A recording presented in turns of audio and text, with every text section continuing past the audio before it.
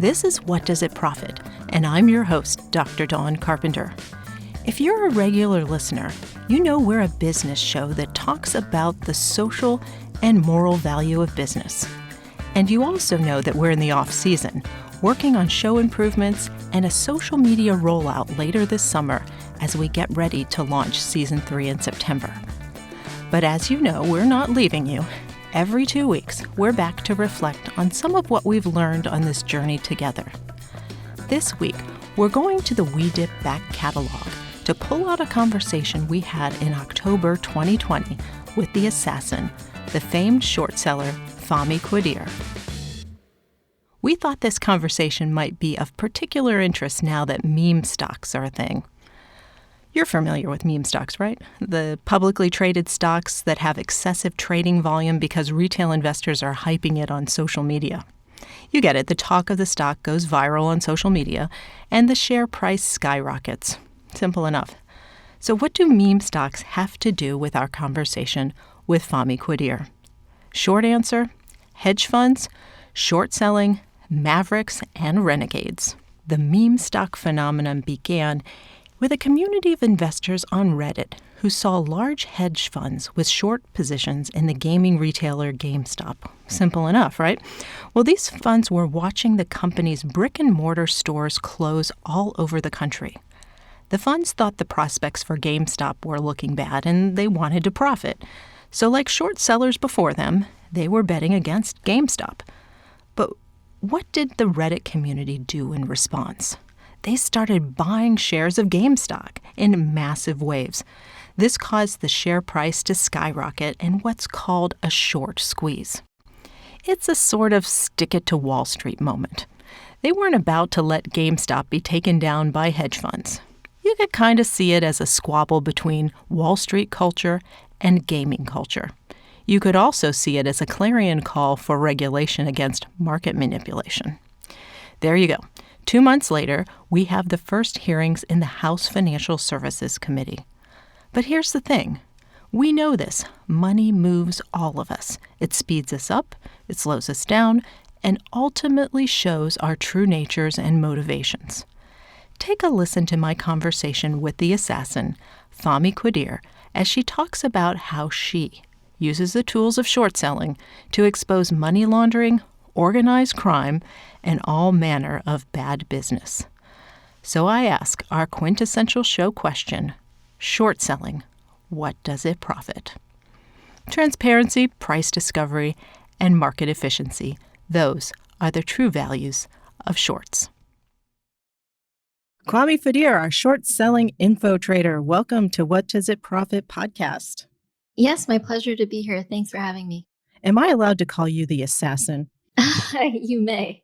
Well, for those of you who are not familiar with Fahmi Quadir, the assassin, the short-selling hedge fund manager that seeks to make money from finding companies that exploit people, Fahmi, you are my hero. That's very kind of you. Well, you know, I don't throw them out all that often. And truly, I think what you're doing is giving Wall Street a good name. Well, we still have our fair share of negativity thrown at us because I think people fundamentally misunderstand what we're trying to accomplish. But hopefully today we can clear some of that up. Well, let's start by clearing up for our listeners who are not market savvy, let's say, but have all good intentions to see corporate America as potentially a force for good, and your unique position in it. I understand is delivering superior alpha and returns through identifying frauds and doing that through deep forensic research. How do you, well, first, tell our listeners what a short position is.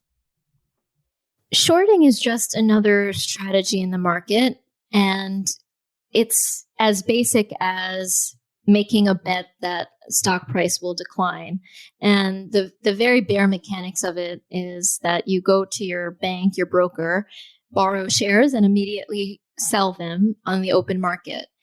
At some point, you owe your broker back those shares. So the hope is to make a profit, you're able to buy those shares back at a lower price. There are many ways of shorting and many purposes. Regular hedge funds engage in it as a hedging strategy. However, we do it in a more informationally driven way, where we're looking to identify what the market might be missing. And through our short selling, help there be price discovery and therefore market efficiency. So it sounds like you're really doing a service to the market by maybe filling in the holes in those perhaps maybe sometimes fantastical stories that investor relations departments want to tell about the beautiful narrative of companies that do no wrong. Exactly. And academic research has shown that short selling is a pretty good indicator of price inefficiency. So as you see shorts interest rise in a particular stock, investors should be weary of perhaps missing something. There's a lot of talk going around now about the Enron of Europe, Wirecard, and the accounting fraud of the decade. Tell us a little bit about how the regulators saw short selling in that environment, or maybe even backtrack and just tell us about the story of Wirecard. Personally, I take issue with the comparisons to Enron. I think Enron was primarily an accounting fraud, whereas Wirecard is primarily a money laundering vehicle, and the accounting fraud was part of covering up that business behavior. But what I will say about the whole saga is that Wirecard started as a payment processor, basically facilitating online transactions, digital transactions. And it did so primarily in the high risk space. So these types of merchants are generally associated with adult entertainment, gambling, binary options, more unsavory businesses that a traditional payment processor typically avoids. And the reason they avoid these businesses is because the risk of consumer fraud and chargebacks, where a consumer may say that a transaction is fraudulent and then therefore request their money back. The risk of these chargebacks are much higher in the high risk space. So typically, a payment processor that focuses on these types of merchants is limited in size and can't get to become the 20 billion behemoth that Wirecard did at its peak. So that in and of itself was cause for concern. We started our research trying to understand how was Wirecard able to scale, achieve the scale it did, given the types of businesses it was processing for. And through that investigation, we came to learn that a significant portion of that business is likely driven by money laundering, because we followed the business behaviors, the decisions, the acquisitions they had made in the past decade, and looked at that relative to what was going on and in the anti-money laundering world over the past decade, as far as sanctions, focus on terror financing, the implementation of the Magnitsky Act. And it appeared to us that a lot of Wirecard's strategy came down to being able to avoid this evolution in money laundering. And then the accounting fraud was used to basically ensure that investors were unaware that these sorts of things were actually occurring. So that was the crux of it. But at some point, if you're unable to scale the business further, then the criminal elements within a business become much more apparent. And that's really what happened with Wirecard. It got to the point where it could no longer access additional financing. It was no longer able to continue on its acquisition streak. And that's really when things start to fall apart. So I think it's a disservice to the amount of work that's gone on here to just say it's another accounting fraud. Because I think if it was just that, we wouldn't have seen such a precipitous decline in such a short amount of time. Well, it sounds like it's ripe for another episode of Dirty Money on Netflix. Probably, and even more. This is definitely one of the most scandalous shorts that I've been a part of, and I can only imagine over the course of my career, I'll always come back to what I experienced with Wirecard. Down to the fact one of the co-founders is currently under the protection of the Russian GRU. So it's certainly very scandalous. and it'll make for good drama one day. Oh, yeah. Well, hopefully it didn't require you to hire any protection for helping to uncover this. If I could have afforded it, then I probably would have hired protection. Oh, how come the good guys always get hosed? Well, I tell you, I'm very interested in the letter that you sent to BaFin. And tell our listeners about where Wirecard is located in Germany and the regulators and the market's take on all of this. Yeah, so as I was saying, Wirecard is a German company and it trades on the Frankfurt Stock Exchange. So it's subject to BaFin, which is the German securities regulator. Short sellers generally do get a bad rap, but I would say that the US, for example, has a much more mature and developed understanding of short selling, and the regulators are also far more aware of the role that short selling plays in market liquidity, efficiency, etc. So when we think back to the great financial crisis, short selling was banned in financials, but when the SEC revisited that decision, they believed it actually didn't necessarily help the market, and they wouldn't have done it again. So for the German securities regulator, BaFin, to come out and in an unprecedented fashion ban all short sell in a single security, Wirecard, it was absolutely astounding. It was bizarre. It left me speechless because Wirecard isn't a consumer financial institution in the traditional sense, and therefore doesn't necessarily have any role as far as the greater market stability or trust in the financial system within Germany. However, the regulator's unprecedented actions as far as protecting Wirecard perhaps led to a far more negative perception globally of the German regulator. And as we start to see the headlines come out and as news progresses relating to the fallout from Wirecard, we're learning that the German securities regulator seemed to have had a role that was complicit in protecting Wirecard that goes beyond just willful blindness. They were fully aware of the allegations against the company, of the potential money laundering and accounting fraud, and they chose to do nothing.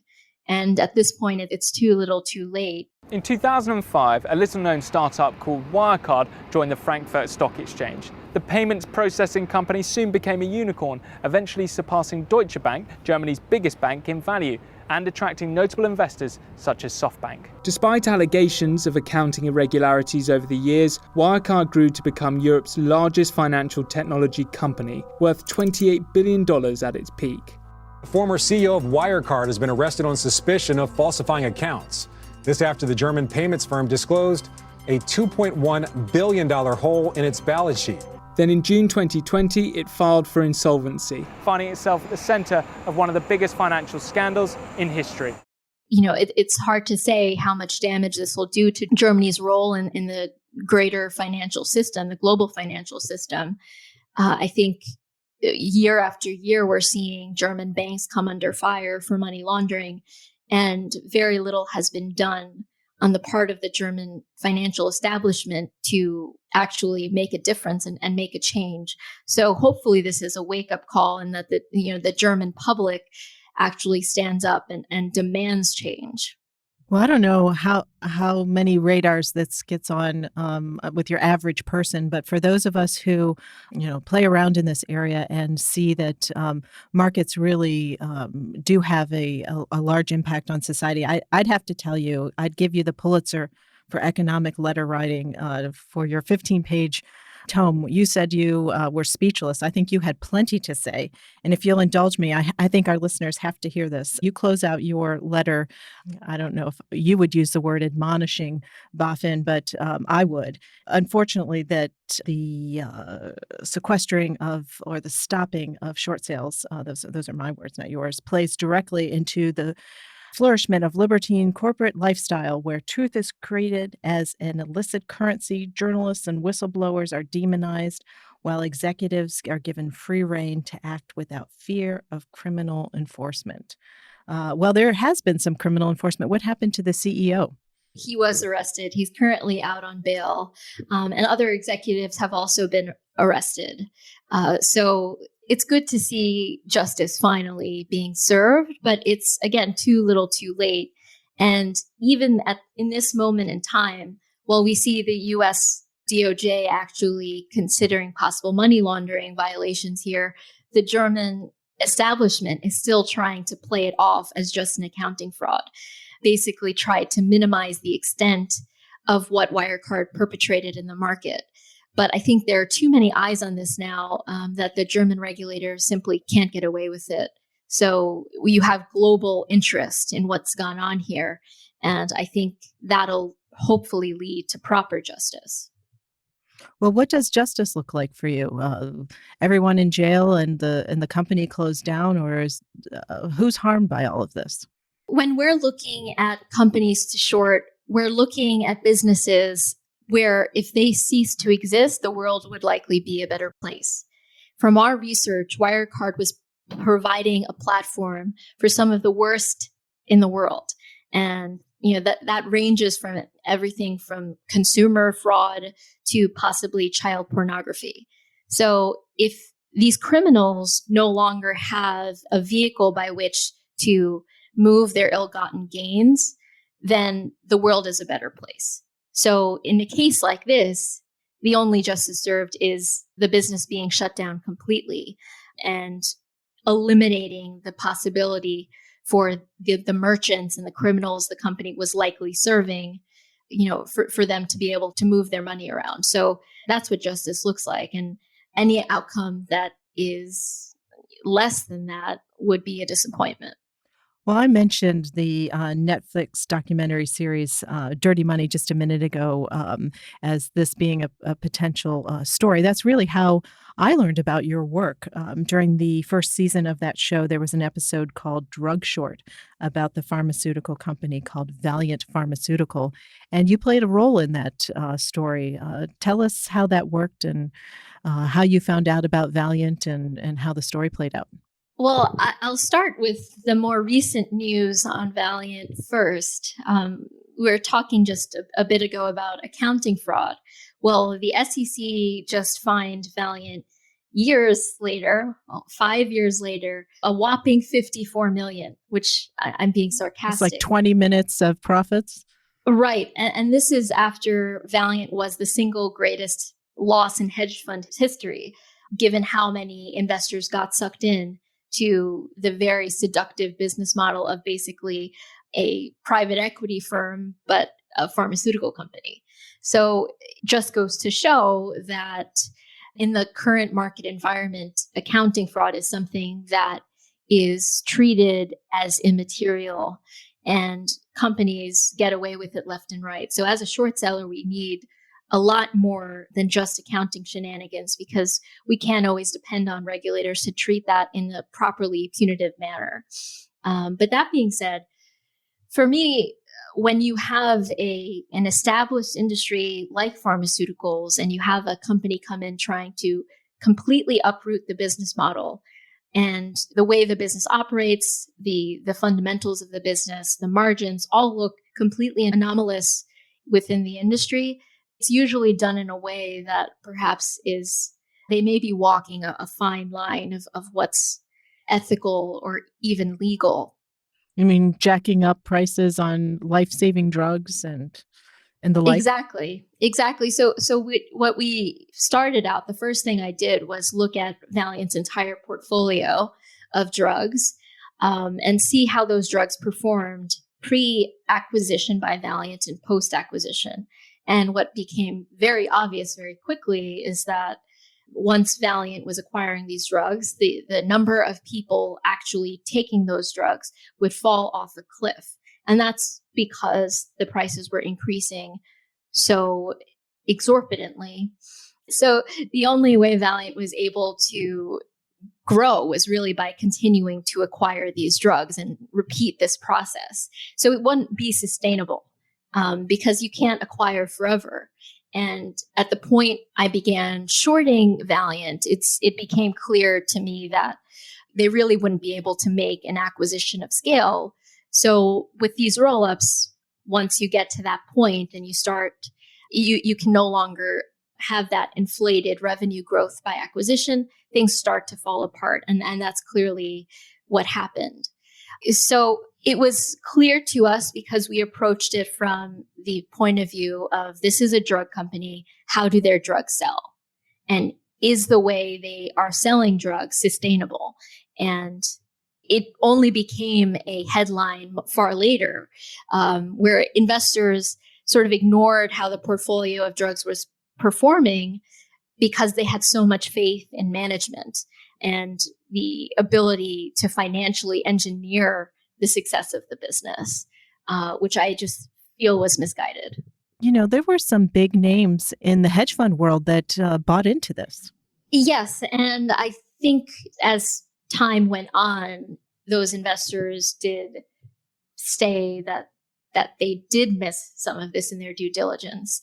It's very alluring to have someone like former CEO Mike Pearson at the helm. People thought of him as an outsider, but really he was an ex-McKinsey guy who knew exactly how to engineer success at the business, but success at what cost? And the cost being patients and their health, which for the industry is not a long-term sustainable way of operating. Why do they call you the assassin? So though I've appeared in Dirty Money and I was strongly publicly against Wirecard for some time, it's not my standard operating procedure. Really, where I'm most comfortable and where I prefer to be is just behind the scenes, focusing on the investigations, on the really deep research, and collecting as much evidence as we can to be right. So formulating those action plan strategies to ensure justice is served in these very dangerous, delicate sort of situations. So they call me the assassin because of that cloak and daggers approach to shorting. Even with something like Wirecard, the only reason we ultimately did go public with that short position was because of the short selling ban that was put in place. So we really like to do things behind the scenes, because I'm not sure if a hedge fund manager like myself is necessarily the best messenger for this information, because obviously I have a financial interest in what the stock does. So the appropriate messengers are regulators, journalists, et cetera, who people look to for getting to the truth. So we would rather do things silently wherever possible. Well, I would think that you probably have those regulators and business journalists on speed dial. Well, they won't always necessarily agree with me, but smart minds who are approaching the same problems from different angles are always good to know, because it can often provide a sense check on our own work. Well, you know, we have this quintessential "what does it profit" guest question, and I'm going to pose it to you. So if you can put your philosophical hat on, you know, short selling, what does it profit? It profits the financial markets. Ultimately, short selling is about reallocating capital from bad businesses or mispriced securities. So if we can get capital from some of these fraudulent companies that have exploitative business models or that are misrepresenting themselves to shareholders, then that means there's more capital to go to businesses that are providing a service to society. Not only that, it minimizes losses that investors will experience over the long term, because fraud can ultimately be one of the largest sources of loss within the market. Well, I think it's an incredible service that you provide. If our listeners want to learn more about what you're doing, and we can look at you online, but are there places that you might suggest our listeners go to if they want more information about how to keep companies accountable?